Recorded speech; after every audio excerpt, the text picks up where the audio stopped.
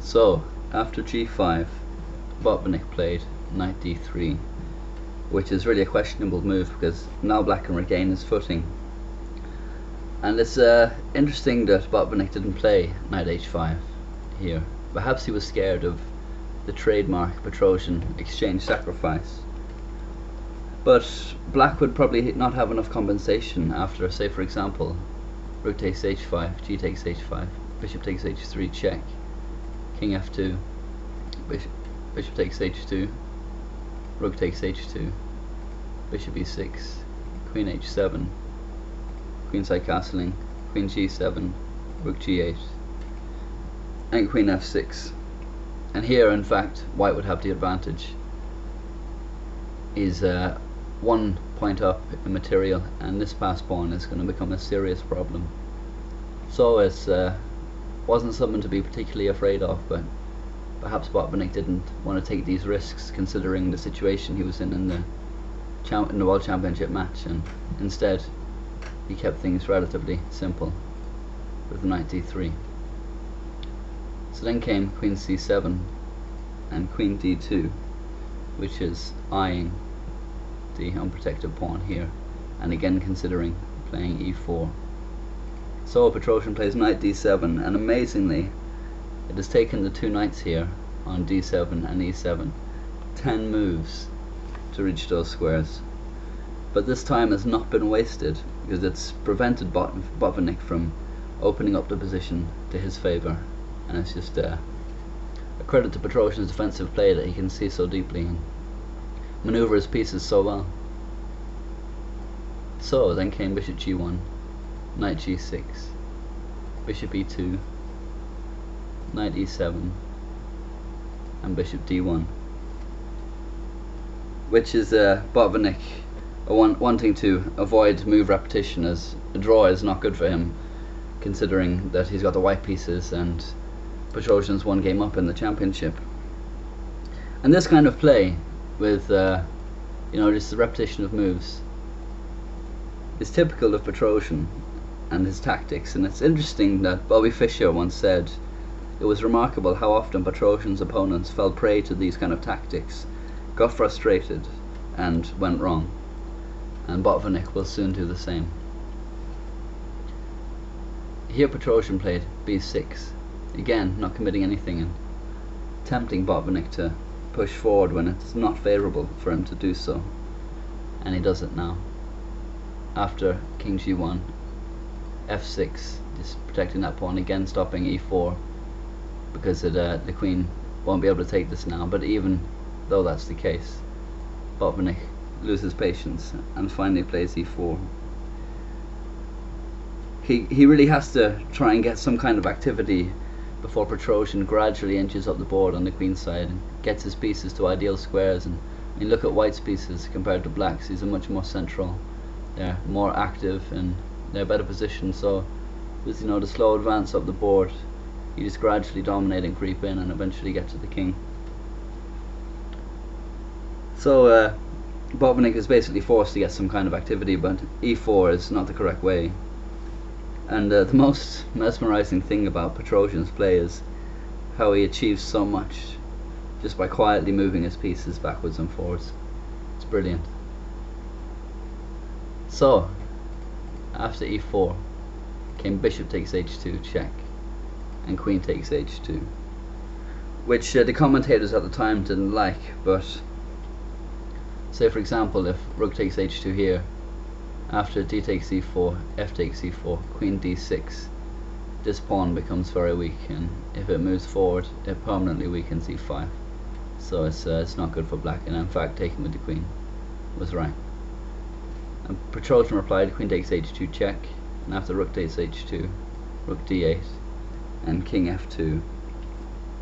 And here it's evident, well it becomes evident even more so in a second, Botvinnik appears less self-assured in defense than Petrosian. Over the next few moves, he can't decide where his king is safe. Play continued. King f7, king e3, rook h8, rook d2, king g7, and now Petrosian's king is completely safe where it is. There's no getting in there. and then king f2. So Botvinnik has moved his king 4 times in the last 3 moves. And d takes e4. Another possibility here was knight b8. And after knight e1, knight g6, knight g2, d takes e4, f takes e4, bishop f7, bishop c2, knight a6, with threats about invading on the queen side. But Petrosian preferred to break the tension, and in this position it's favourable for him to do so, so he does. And after f takes e4, knight f8, knight e1, knight fg6, knight g2, and rook d7. And it's interesting to note that this was the adjourned position in the game, and black is slightly better, but even so Petrosian was contemplating offering a draw here. But his second, who was GM Isaac Boleslavsky, recommended playing on, as Botvinnik was in more danger of losing than Petrosian. So then came bishop c2 and bishop f7. This is simply so the bishop doesn't obstruct the rooks. And then knight f e3.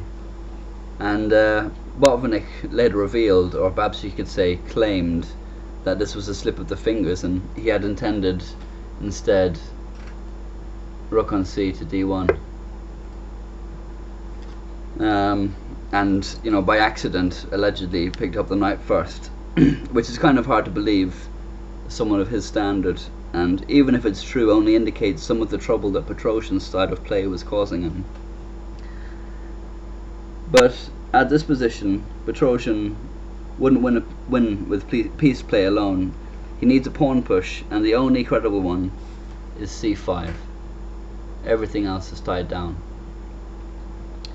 And Botvinnik's last move with knight f e3 makes this move much easier, as now the d pawn is pinned. After c5, if d takes c5, then the rook's falling. So Petrosian gets to play c5 for free. And then came d5, fatally weakening e5. So knight e5 and rook f1. Another mistake from Botvinnik, and things are really starting to tip in Petrosian's favour now. Botvinnik could have held the defence, and contemporary sources were agreed that a pawn sacrifice was the best way forward with knight c4. And after knight takes c4, b takes c4, knight g6, and e5, White's bishop becomes active. His knight has got some new ideas, and his pawn structure is fine, and he would have a protected passed pawn here coming soon, which, despite being a pawn down, is very good compensation. But he was cracking at this stage, and he played rook f1. So Petrosian answered with bishop g6,